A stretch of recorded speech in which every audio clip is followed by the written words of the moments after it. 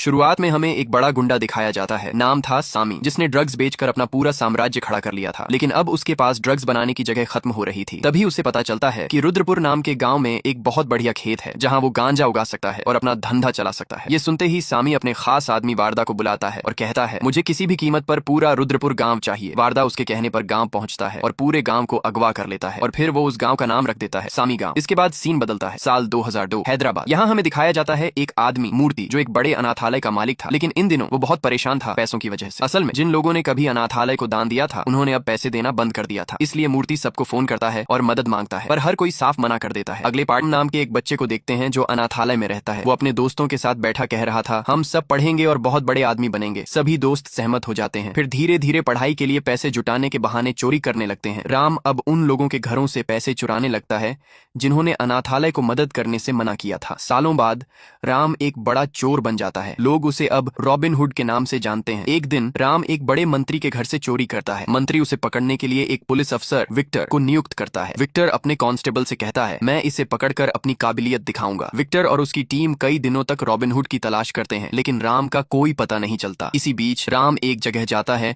और बहुत सारा सोना चुराता है। इसे बेचने के लिए वह मॉल के बेसमेंट में मीटिंग करता है, लेकिन विक्टर उसकी योजना का पता लगा लेता है और मॉल को पूरी टीम के साथ घेर लेता है। जैसे ही राम को यह बात पता चलती है, वो अपना भेस बदलकर बेसमेंट पहुंच जाता है। वहां राम विक्टर को धोखा देकर सारा सोने का सौदा अपने नाम कर लेता है और पैसे लेकर वहां से भाग जाता है। फिर वो सारे पैसे राम ऑर्फनेज को दान कर देता है। यानी राम आज भी उसी अनाथालय के लिए काम कर रहा था। उधर जब विक्टर को यह पता चलता है कि रॉबिन हुड ने भी उसे धोखा दे दिया, तो वो गुस्से से आग बबूला हो उठता है। वो अपनी टीम पर बरस पड़ता है। इधर राम अपने रूप बदलकर ऐसे ही चोरी करता रहता है और हर बार चोरी का सारा पैसा अनाथालय को दे देता है। उसी दौरान राम एक और चोरी की तैयारी करता है और एक अपार्टमेंट पहुंचता है, लेकिन इस बार विक्टर को भी उसकी अगली चोरी की खबर लग जाती है। उसे पकड़ने के लिए विक्टर अपनी पूरी टीम के साथ उसी अपार्टमेंट पर पहुंचता है और सारे दरवाजे बंद करवा देता है। राम किसी गार्ड के कपड़े और हेलमेट चुरा लेता है और छत की ओर भागता है, लेकिन अब राम बुरी तरह फंस चुका था। उसे पकड़ने के लिए विक्टर खुद छत पर पहुंच जाता है, जहां आमने सामने थे रॉबिन हुड और विक्टी है। सर, ये रॉबिन हुड नहीं है, ये तो राम है, जिसने कुछ दिन पहले रॉबिन हुड के खिलाफ चोरी की रिपोर्ट लिखवाई थी। ये सुनकर राम तुरंत बोलता है, सर, मैंने अभी अभी रॉबिन हुड को छत से नीचे भागते हुए देखा है। विक्टर गुस्से से भर जाता है और राम को आखिरी चेतावनी देकर वहां से जाने को कहता है। राम चला तो जाता है, लेकिन विक्टर को शक हो जाता है कि वो कुछ छिपा रहा है। वो अपनी टीम से कहता है, राम पर नजर रखो, वो जरूर किसी बड़ी बात में शामिल है। लेकिन राम उनसे बच निकलता है और सीधे अनाथालय पहुंच जाता है। वहां जाकर वो अपने दोस्तों से कहता है, अब मैं चोरी नहीं करूंगा, अब ईमानदारी से काम करूंगा, क्योंकि अब पुलिस मेरे पीछे है। अगर ऐसा ही चलता रहा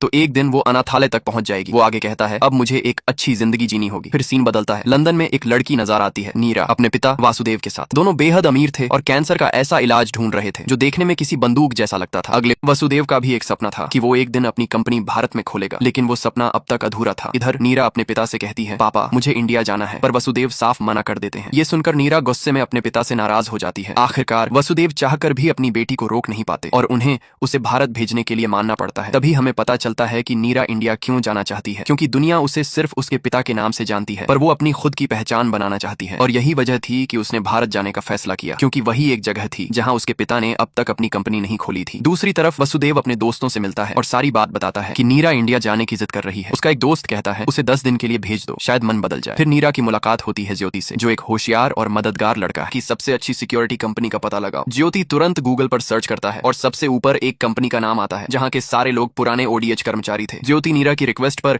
उसी कंपनी को कॉल करता है। कॉल उठाता है कंपनी का ऑनर जॉन। वो अपनी कीमत बताने ही वाला होता है, जो बहुत कम थी, क्योंकि उसे भी लगता था अब कौन रखेगा हम बूढ़ों को सिक्योरिटी में। तभी वहां खड़ा राम ज्योति की बातों के अंदाज से कुछ समझ जाता है। वो झट से जॉन के हाथ से मोबाइल छीन लेता है और बड़े आत्मविश्वास से ज्योति से बात करता है, हमारी फीस है $1,00,000। फिर उसकी रिक्वेस्ट पर ज्योति तुरंत उसके अकाउंट में $1,00,000 ट्रांसफर करता है और कॉल पर बात करते हुए कहता है कि उसे एक प्राइवेट जेट भी चाहिए। राम मुस्कुराते हुए कहता है, अभी तो बस एडवांस लिया है, काम पूरा होने के बाद $1,00,000 और लगेंगे। ज्योति बिना सोचे मान जाता है, लेकिन सामने खड़ा जॉन हैरान रह जाता है, कैसे इतनी आसानी से राम ने सारा मामला सेट कर लिया। इसके बाद राम ज्योति के भेजे हुए पैसों से अपना पूरा लुक बदल देता है। नए कपड़े पहनकर वो नीरा को एयरपोर्ट से लेने पहुंचता है, लेकिन नीरा उसे बिल्कुल इग्नोर करती है और सीधे कार में बैठकर चली जाती है। राम उसके तेवर देखकर समझ जाता है ये लड़की तो पूरी एटीट्यूड की दुकान है, फिर भी वो अपने काम पर फोकस करता है। अगले दिन राम नीरा को इंडिया के हर खूबसूरत जगह पर अगले दिन नीरा रुद्रपुर गांव जाने से पहले हैदराबाद के एक मॉल में जाती है। वहीं जॉन अपने आप को हीरो दिखाने के लिए कुछ नकली गुंडे बुला लेता है ताकि नीरा को बचाकर उसका दिल जीत सके। लेकिन इससे पहले ही सामी के गुंडे और नीरा के दादा द्वारा भेजा गया आदमी वहां पहुंच जाते हैं। राम उन्हें पकड़कर सब सच्चाई जान लेता है। सामी के गुंडे वहां से भाग निकलते हैं, लेकिन गलती से एक दूसरी लड़की को उठा ले जाते हैं। नीरा, राम और जॉन रुद्रपुर गांव पहुंचते हैं। गांव के लोग डर के मारे नीरा को कहते हैं, यहाँ से चली जाओ बेटा। नीरा हैरान होकर पूछती है, आखिर इस गांव में इतना डर क्यों?